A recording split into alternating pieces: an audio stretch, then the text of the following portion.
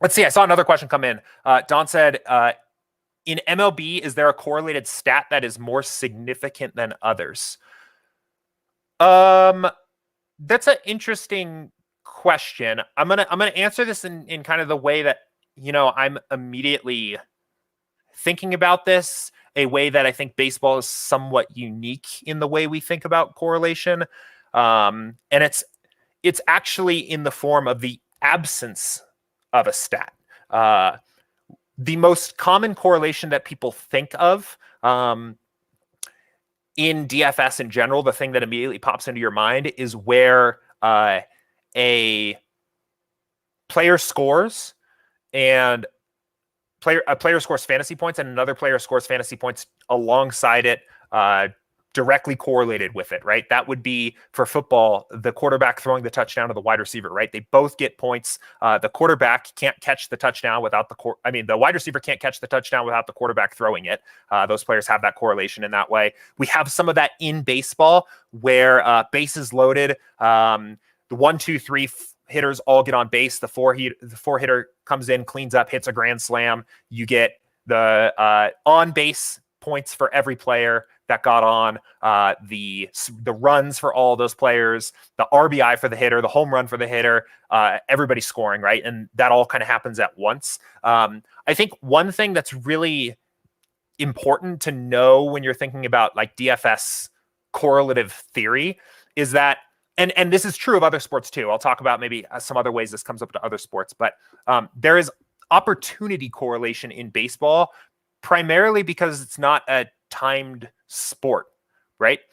So one of the biggest ways that baseball players are actually correlated to each other is when one player gets on base or fails to get out, either by getting a walk or gets a hit or whatever.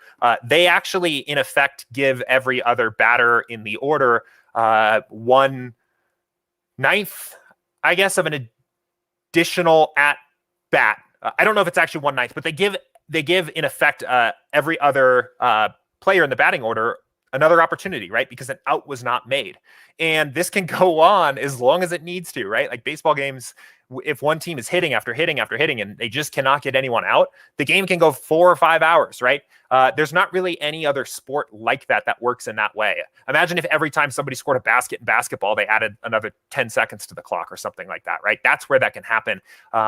And that creates correlation for those players in the form of one player's good day at the plate, good day hitting, is actually likely to correlate with other players' good days at the plate just because they get more opportunity, right?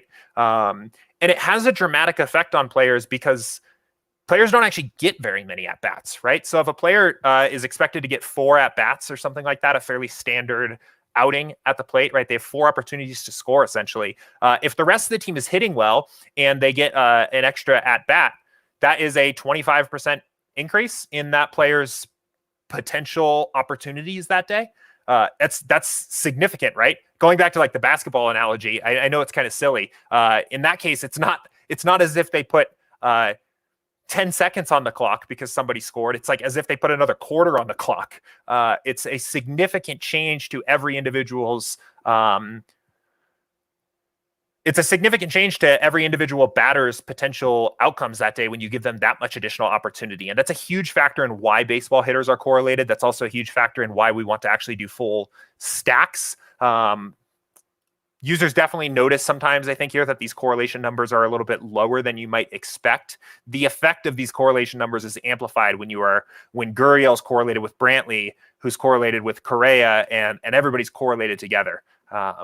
So that's something that's, I think, is important to think about when you're talking about MLB. I will say our model, since we are simulating all of these games and using correlation coefficients to actually look at how fantasy points are correlated over 5,000 game simulations, takes all of this into account. It takes into account the correlated points of a batter getting a hit that knocks in an RBI and scores a run, as well as the correlative effects of players getting additional at-bats when their other hitters in the lineup get at-bats. So I think that's, I don't know, Don, if that's like more, I don't know if I would say that's more significant than others. I think actually it mathematically is. I think there's a mathematical greater significance to that form of correlation than there is to the more granular like scoring correlation. But that is probably, I think, the best answer I have to that question at the moment, and definitely something that is, it's good to know, and it's interesting. I think I mentioned I might talk about some of the ways this comes up in other sports, and I won't spend too much time on this. But I think one of the ways that this immediately pops into my head is in a sport like basketball, where obviously you have very minor micro correlations between players, where a player that assists a lot, that passes the ball to a teammate and he scores, that those two players maybe are correlated slightly positively over the long run. Where this like opportunity form of correlation really comes into play is in two players that maybe can't share the court at the same time because they play like the exact same role on the team.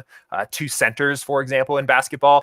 If one of those players gets into foul trouble and therefore takes himself out of the game, removes some of his minutes, that creates opportunity for the other player. And in that way, those players are negatively correlated in the same way, right? It's not as if they're negatively correlated like a quarterback is negatively correlated to the opposing team's defense, right? The quarterback scores, the defense's points go down, a very rigid correlation.